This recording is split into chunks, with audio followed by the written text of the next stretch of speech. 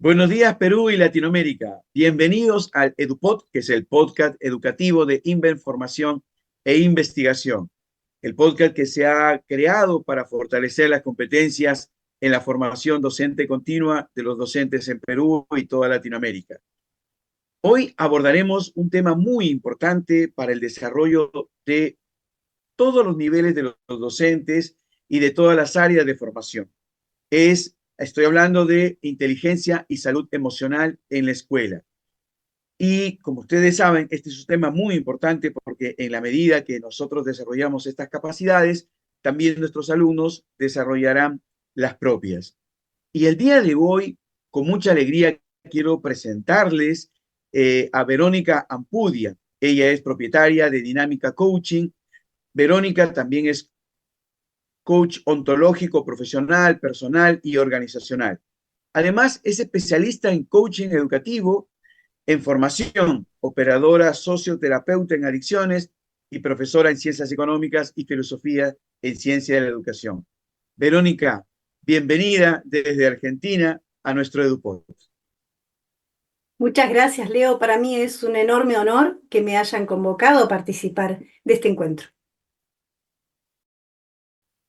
Bien, Verónica, ¿podrías explicarnos qué entendemos por inteligencia emocional y cómo ésta se relaciona con la salud emocional en el contexto escolar? Sí, a mí me gusta poder pensarla, la inteligencia emocional, como esa potencialidad que tenemos latente de administrar nuestras emociones. ¿Qué quiere decir esto? De poder reconocerlas, ya que no podemos frenarlas y sería insalubre que lo hiciéramos, de aceptarlas, de hacer una pausa frente a esta emoción, preguntarnos qué nos quiere enseñar, transitarla a través de la respiración para poder dar una respuesta o tomar una decisión de manera consciente. Ahora, dentro de el clima educativo, ¿cuál sería la función o la misión que viene a traernos? Em, para nosotros que aprendemos a través de las emociones, nos resultaría muy, pero muy útil el poder pensarnos como seres emocionales, quienes vamos incorporando cada una de las informaciones que vienen desde nuestros sentidos y les vamos dando una impronta o un color a través de la emoción que vamos respirando en ese momento. Si nosotros aprendemos desde esta emocionalidad, lo que grabamos en nuestro ser es un aprendizaje que no se va a borrar porque lo grabamos en el cuerpo. Si la emoción desde la que aprendemos es una emoción de displacer, ese aprendizaje se guarda de una manera restrictiva. Vamos a provocar retracciones o nos vamos a excluir de ciertos contextos justamente que se relacionan con ese aprendizaje que hicimos. Por lo tanto, desarrollar una emocionalidad saludable dentro del ámbito educativo o expande las potencialidades de nuestros estudiantes o las contrae. Entonces, me gustó esto cuando dijiste que las emociones hay que aceptarlas. ¿Podrías un poco ampliar este tema? Sí. Cuando nosotros transitamos una emoción, normalmente o socialmente, naturalizamos el hecho de que habría emociones buenas y emociones malas, cosa que no es cierto, ¿sí? Las emociones pueden ser positivas o negativas. Si lo tomamos de esta manera, no escondemos emociones. Empezamos a tener en cuenta que es válido sentirse triste, que es válido sentirse contento de la misma manera, ¿sí? ¿Por qué? Porque si nosotros negamos o pensamos que hay emociones malas, las emociones malas nadie las quiere sentir, ¿sí?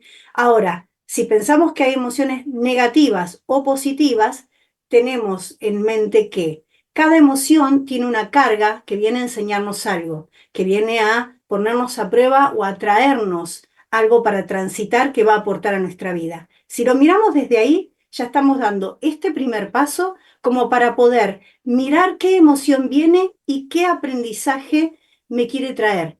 Preguntarnos qué me viene a decir, qué tengo que pasar, qué tengo que superar o qué tengo que enfrentar frente a esta emoción. De esa manera, nosotros podemos transitar nuestra vida en pos de crecimiento y desarrollo. Al poder enfrentarme a una emoción y empezar a registrar en mi cuerpo qué produce y cómo están los latidos de mi corazón y qué respiración tengo, puedo ponerle nombre a lo que me pasa. Ahí surgen los nombres de las emociones y ese es el primer paso para poder aceptar cómo me siento. Es un tema, entonces, como entrar en diálogo con las emociones, no es rechazarlas, sino es dialogar con ellas, conocerlas, reconocerlas, aceptarlas y, lógicamente, hacer un camino, si es que esta es positiva, para que pueda potenciar lo que nosotros somos. Y si esta emoción es negativa, no mala, poder mejorar en esa situación y luego, lógicamente, desarrollar las competencias que nosotros queremos de nuestros estudiantes. ¿Te parece si nos centramos ahora en la inteligencia emocional en la escuela? ¿Sí? Lo Claro, primero sí. que se me viene a la mente es preguntarte, ¿qué beneficios tiene desarrollar la inteligencia emocional en los estudiantes? Si nosotros tenemos un niño o un joven frente a nosotros o un adulto que también estudia, y tenemos en cuenta que, como vos decías recién, las emociones son diálogos y son diálogos internos que suceden en forma constante. El estudiante que está frente a nosotros y que su cabecita y su cuerpo está dialogando internamente, porque el diálogo interno emocional es el 90% de las conversaciones que tenemos. Solo el 10% es el que podemos expresar hacia afuera, ¿no? Su cabecita está dialogando y está pensando, está respirando desde una emoción.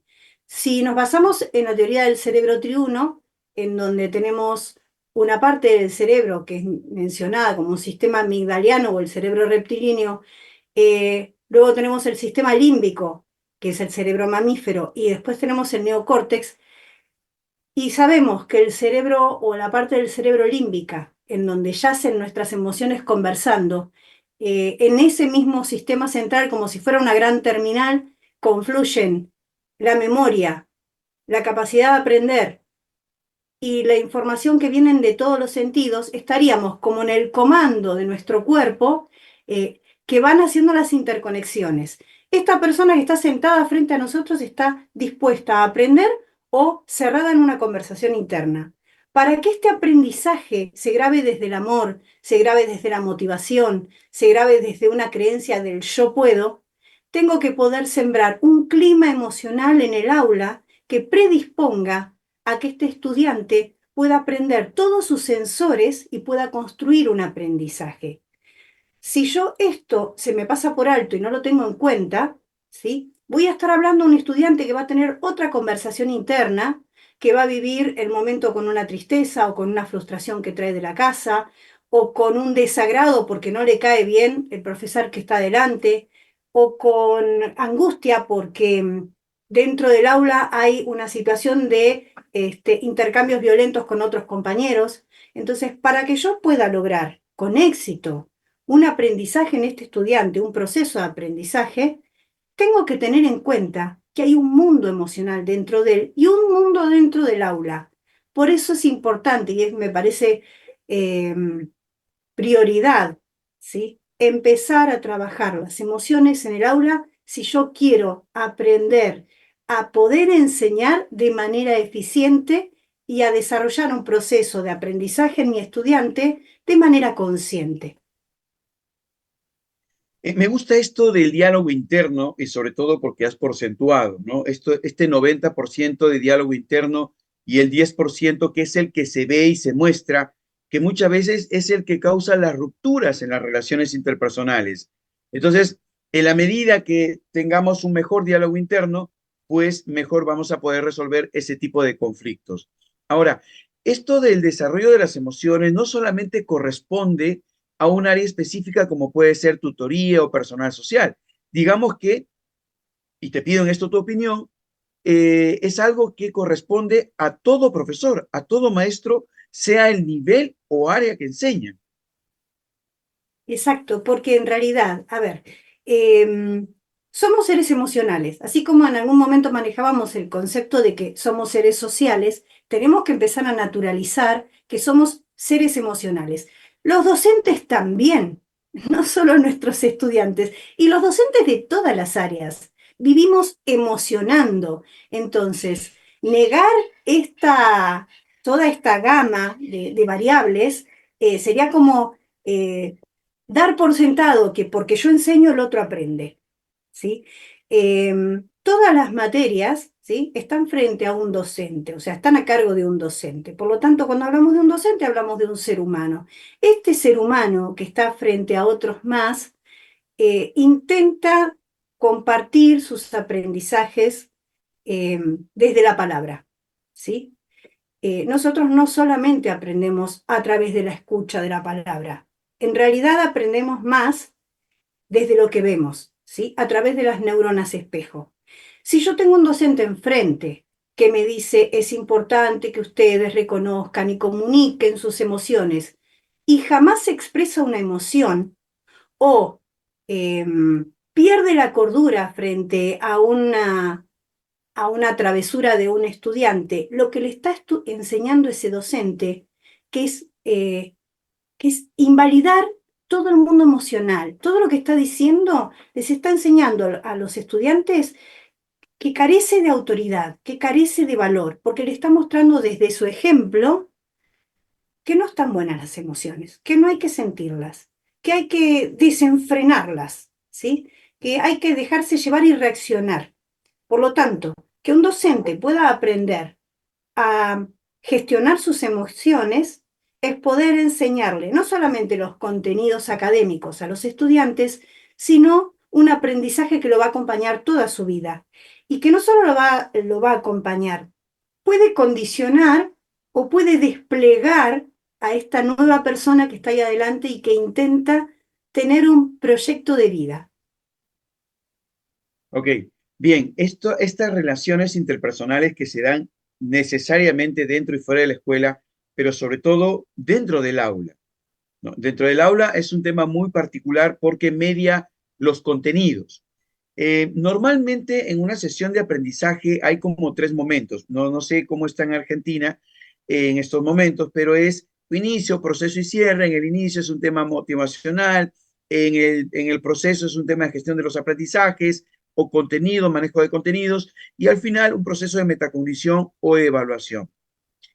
¿En qué momento podemos nosotros gestionar las emociones?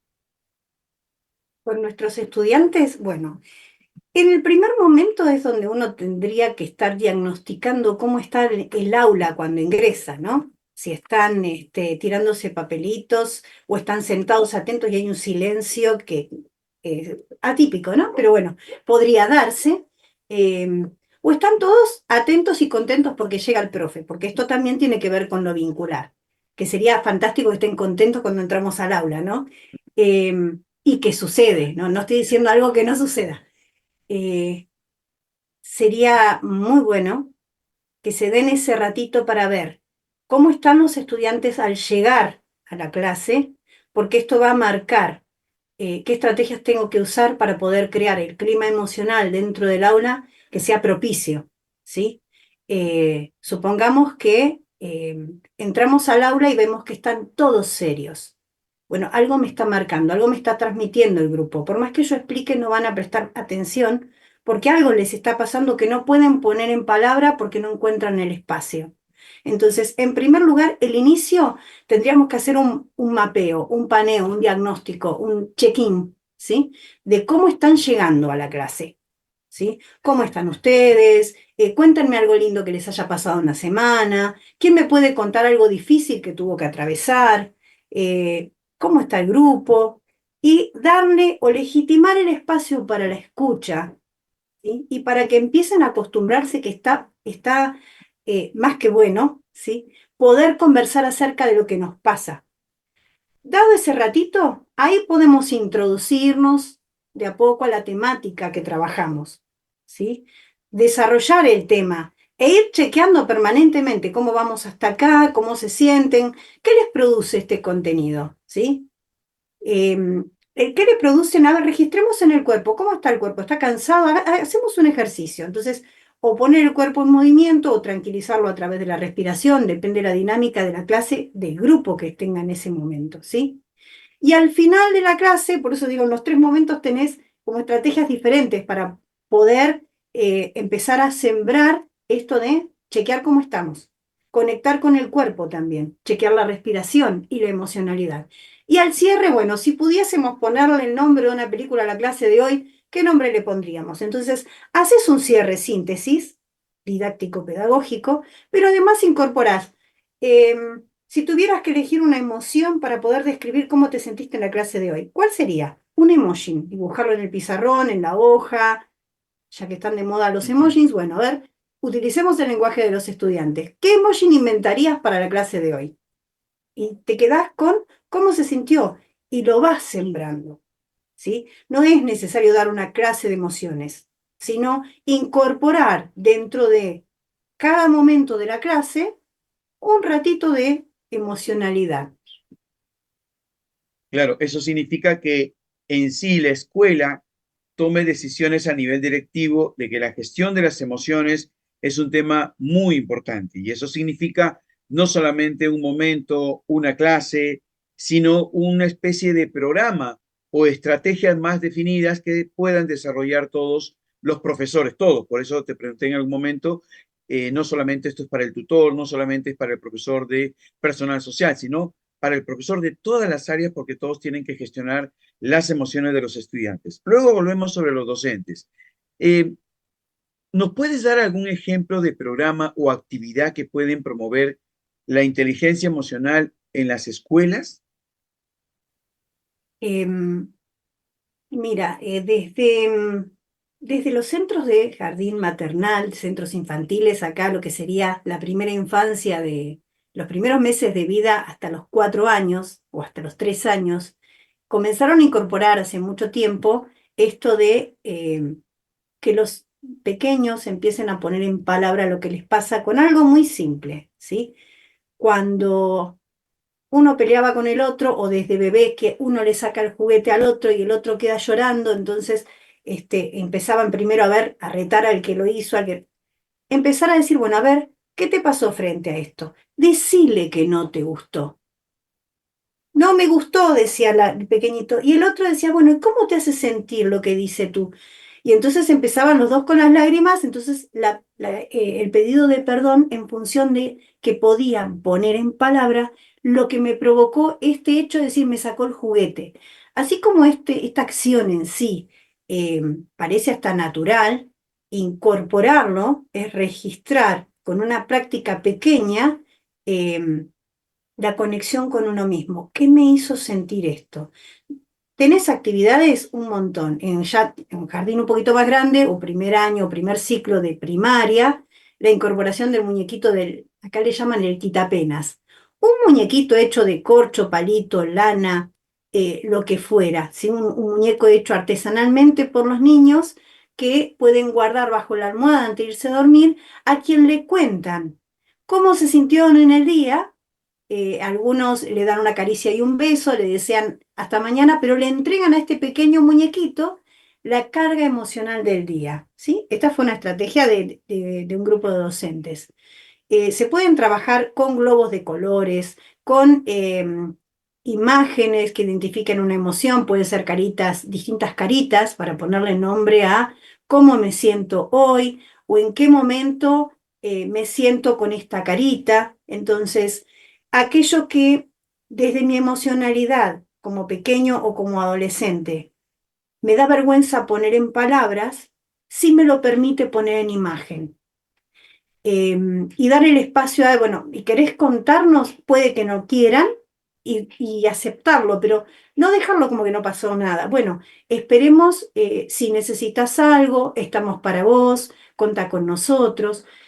Otras dinámicas, hay juegos con tarjetas, con distintas, me gusta más, me gusta menos, y entonces ahí empezamos, me pongo contento o me ponen triste, tal cosas, valoro, esto es más para adolescentes y adultos, ¿no? Para poder hablar más en profundidad de otras cuestiones.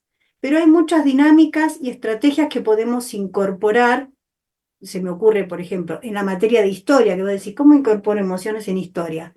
Bueno, trabajando distintos hechos, empezar a pensar cómo se sintió, y ahí ponemos uno de los personajes, no sé, acá el sargento Cabral, frente a San Martín, ¿sí? ¿Qué relación tendrían entre ellos dos para que se diera este hecho? Y empezar a vivir, ponerme en la piel del otro.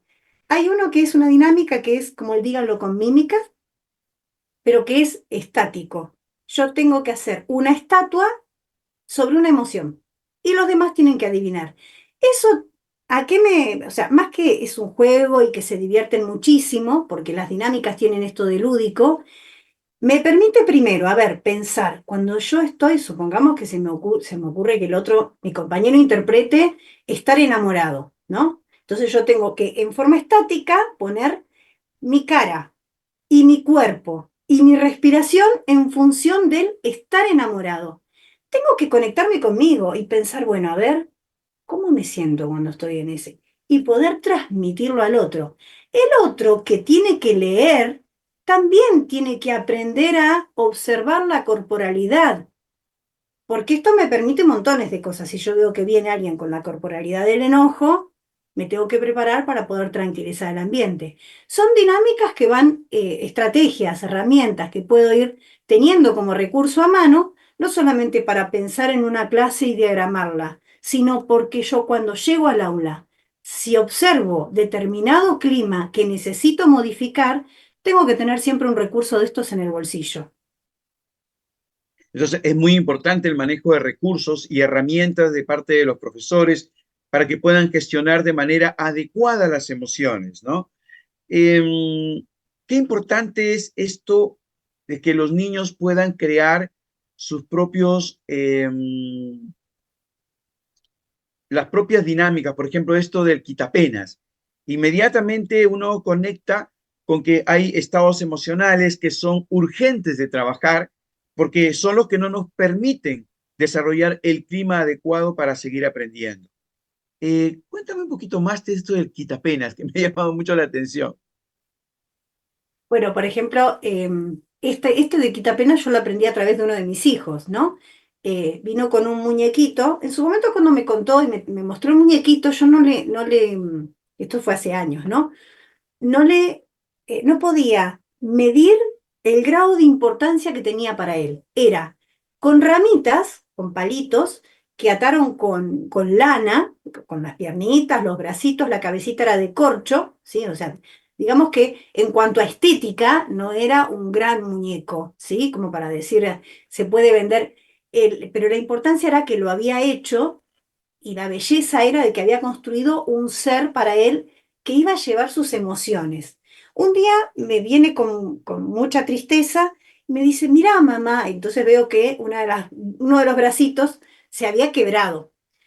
Entonces digo, uy, bueno, digo, podemos hacer otro si querés. No, me dice, y se le caían las lágrimas, porque claro, ese muñequito tenía su emocionalidad, su propia Ujú. emocionalidad. Entonces digo, bueno, entonces ¿qué propones que hagamos para poder mejorarlo? Y si no se puede arreglar, no se puede pegar, bueno, entonces hicimos toda una cirugía, y metimos una ramita adentro, volvimos con la misma lana. em, lo construyeron en la escuela, en una de las materias, dentro del espacio de la educación sexual integral de ESI, que es un eje transversal, em, porque la docente le parecía importante empezar a trabajar el tema de las emociones. Como los pequeños no se animaban a decirlo en el aula, esto de empezar a contarle a alguien que no iba a contar a nadie porque es un ser que no tiene vida, lo que les pasaba, invitaba al pequeño primero a ser consciente de qué le pasaba, a registrar que algo lo atravesaba de tan chiquito. De esta manera, después poner en palabra en un muñequito era la primera invitación a manifestar lo que le sucedía, para después poder contarlo, si así fuera la situación, en clase al adulto. Más que nada pensando en situaciones muy graves, ¿sí? ¿Por qué? Porque si yo le enseño que de pequeño, con las situaciones más simples de cada cotidianidad, puedo hablar, si me pasa algo muy importante, entonces también, porque ya hice el camino, ya le marqué cuáles son los pasos a seguir. Entonces, no vive la angustia de tener que callar, sino que es válido contar lo que le pasa, independientemente de lo que sea. Excelente esto que dices, que no hay que callar las cosas, hay que expresarlas. Y por ahí, por eso me llamó mucho la atención el quitapenas, es dialogar con un tipo de emoción que nadie la quiere, pero que es cotidiano, es de todos los días, lo viven los niños, lo viven los adolescentes, los adultos, lo vivimos nosotros, cada uno ya tiene su propio quitapena, eh, pero sí me parece muy importante porque implica que el estudiante participe en la creación de este muñeco o muñeca, y esto justamente le permita tener una relación interpersonal consigo mismo, porque lo que queremos es eso, que empiece a dialogar, ¿no? Bien, veamos ahora un poco con el tema de los docentes, porque nadie da lo que no tiene, es una vieja expresión, y lógicamente que el docente tiene que empezar a construir y a relacionarse mejor consigo mismo, porque de él dependen, no absolutamente, pero en parte sí, las buenas decisiones de nuestros estudiantes. ¿Cómo pueden los docentes gestionar su propia salud emocional y luego ser modelos a seguir? Bien, en la medida que vos me ibas conformando la pregunta, pasaban por mi cabeza un montón de docentes, ¿no? Y esto de primero empezar a aceptar eh, que somos generaciones que han sido formadas, criadas, construidas y educadas desde el hay que ser fuerte. Y en el hay que ser fuerte, yo pongo entre paréntesis, hay que sonreír y seguir adelante. En algunas culturas el varón no llora, eh, es débil aquel que se deja llevar por el llanto. Entonces tenemos un docente frente al aula que tiene que trabajar su emocionalidad, habiendo sido criado, construido, formado en la negación de la emocionalidad, ¿sí? Por lo tanto, eh, necesitamos darnos tiempo los docentes para empezar a aprender cuáles son los mundos emocionales que tenemos, cuáles son los mandatos sociales que tenemos dentro nuestro, qué nos permitimos y qué no en cuanto a lo emocional, que es válido, que todas las emociones son válidas, y lo que decía hoy, ¿no? Que no hay emociones malas ni buenas. Lo malo o lo bueno es lo que yo hago con esa emoción. Que cada emoción que viene tengo que saber que no dura más de 90 segundos, que yo la retenga va a depender de mí y va a ser una responsabilidad. ¿Y esto me sirve para qué? Porque yo necesito saber qué emocionalidad necesito para entrar al aula y qué emocionalidad necesito para otros momentos de mi vida. Y acá retomo lo de las emociones negativas y positivas. Yo podría llegar a decir que la emoción del enojo es una emoción negativa, ¿sí? Sin embargo, frente a supongamos, estoy en un grupo, con un grupo de estudiantes en el aula que se paran, corren, se tiran papelitos, no hacen la tarea, ¿sí? Y yo estoy siempre desde la alegría y la sonrisa tratando de que me hagan caso. En ese momento tengo que traer la emoción, porque es la que me da fuerza para decir, basta, y poner un límite. Eso no significa ni que les grite, simplemente decir, bueno, a ver, basta, esto así no puede funcionar. Eso es el enojo. Entonces, yo tengo que saber recurrir a esa emoción, no hacerme la enojada y se me escapa la risa en el medio. Para poder recurrir a esa emoción, tengo que reconocerla en mí, cómo se produce, qué respiración tengo que tener, para que también los estudiantes entiendan cómo me afecta lo que están haciendo. ¿Por qué? Porque yo necesito que los estudiantes vayan viendo que cada acción tiene una consecuencia en el otro, que cada acción repercute, tiene una consecuencia, sí, valga la redundancia, sí, impacta en otro ser humano. Poder gestionar para un docente la emoción también tiene que ver con contar con un equipo directivo que acompañe a esta docente a gestionarlas, ¿sí? Más de una vez hemos tenido, como directivo lo digo, ¿no?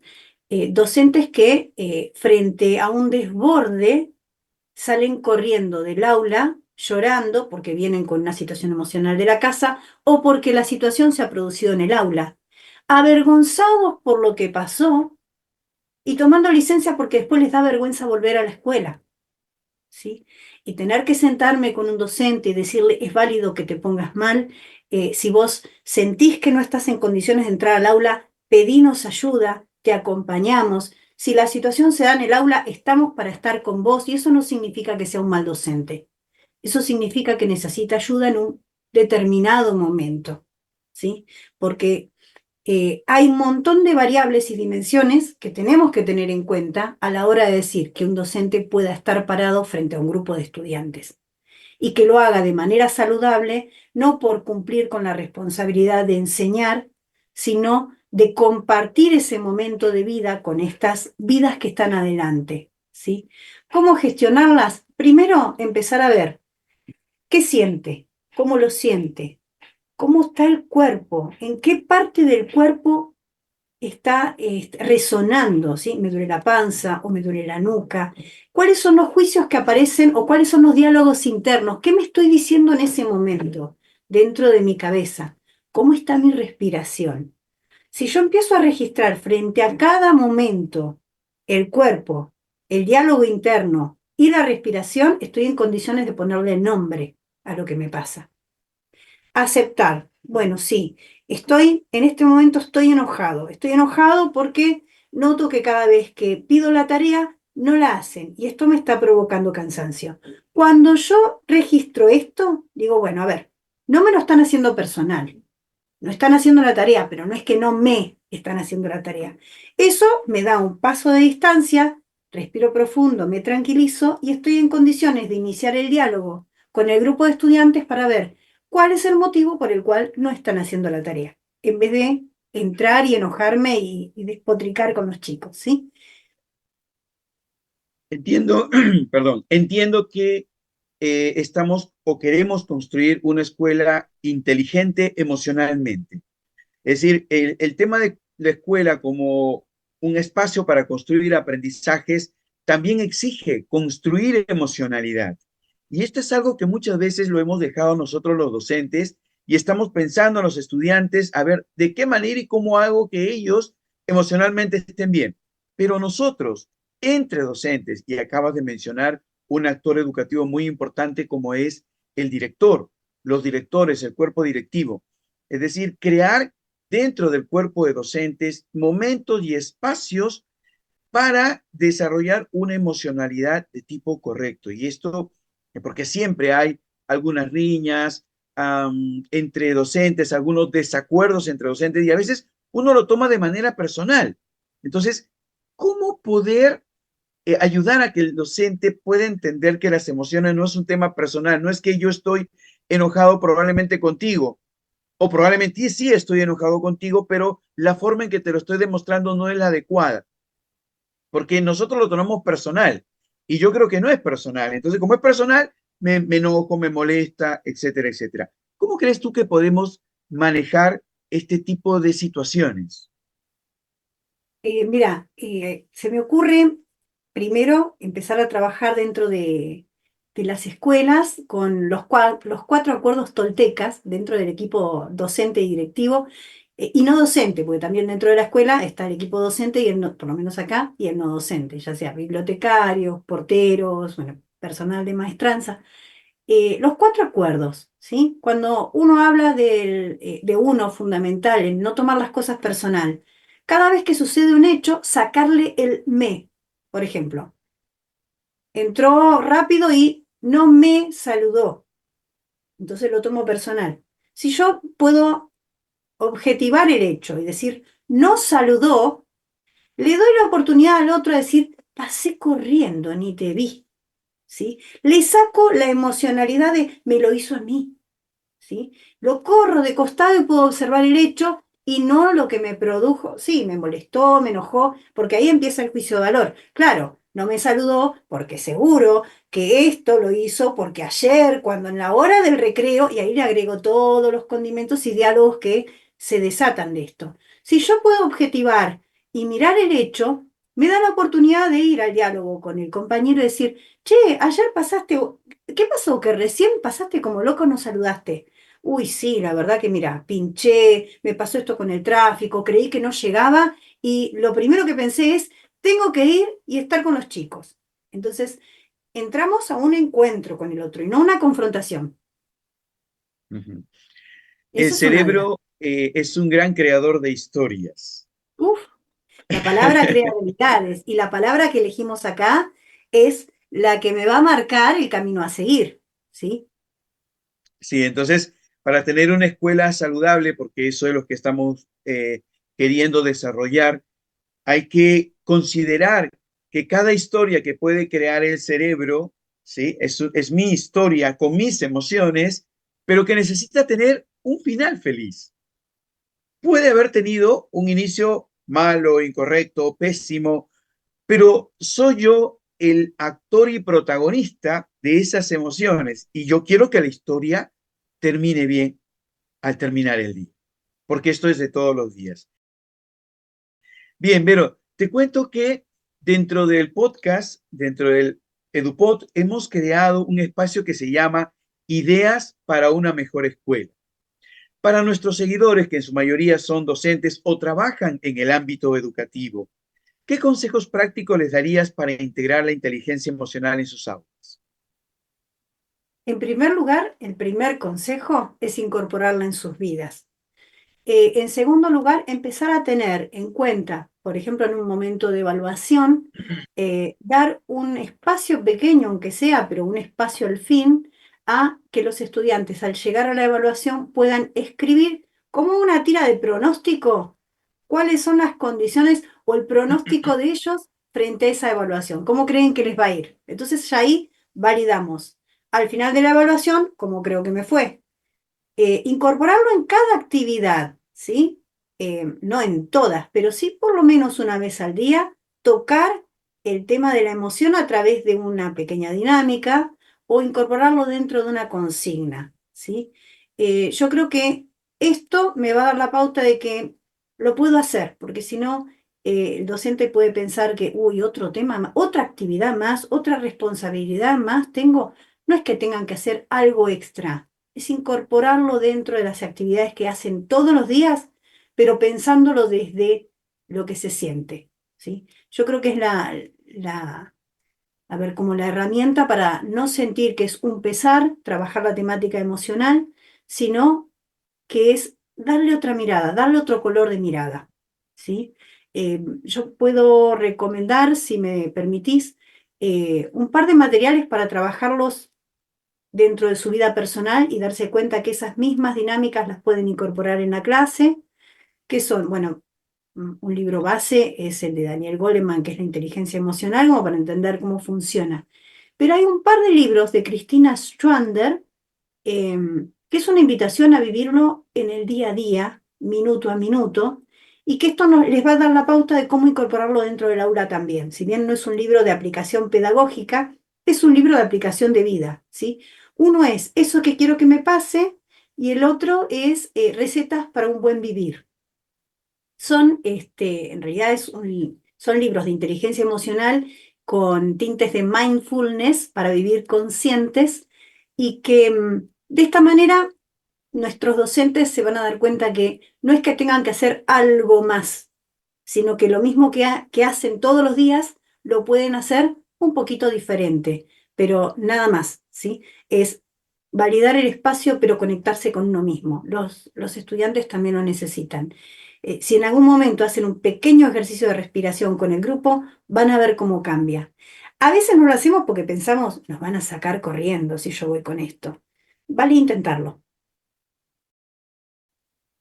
Ok, muy bien, muchísimas gracias, Verónica. Ya estamos llegando casi al final del EduPod del día de hoy que trata sobre inteligencia y salud emocional en la escuela, un tema muy importante y agradecemos a Verónica que nos haya compartido sus experiencias, que haya respondido a algunas preguntas que para nosotros es importante como docentes que a través de las estrategias que nos ha comentado podamos hacer un cambio en la escuela. Verónica, si queremos seguirte, ¿cómo podemos hacerlo? ¿Estás en redes sociales? ¿Cómo podemos aprender un poco más de ti y también de tu experiencia? Bueno, yo voy a estar presente en Instagram, en Dinámica Coaching. Si quieren seguirme ahí, me van a encontrar fácil, que es donde empiezo a cargar cada vez más presentaciones y, bueno, algunas actividades que hacemos acá, como para que puedan por lo menos ponerse en contacto y ahí empezamos a intercambiar ideas, estrategias, dinámicas. Así que los invito a seguirme por Instagram en Dinámica Coaching. Ok, entonces, Dinámica Coaching para poder seguir a Verónica Ampudia, quien desde Argentina ha aceptado cordialmente este diálogo educativo. Faltan dos porque queremos hacerle recordar también a nuestros seguidores que todo esto se hace también pensando en el Congreso Educativo Internacional que tiene como fecha en la región La Libertad de Perú el 30 de noviembre aquí en Trujillo y el 1 de diciembre en el distrito de Casagrande. Este primer Congreso Educativo Internacional presencial, lógicamente también bajo la modalidad virtual para aquellos que no puedan estar, Verónica va a estar presente. Así que te agradezco todo el equipo de INVA Información e Investigación, te agradecemos el haber aceptado salir de casa en esas fechas desde Argentina. Cuéntanos, ¿qué expectativas tienes de este congreso? La verdad es que me gustaría decir que estoy muy ansiosa.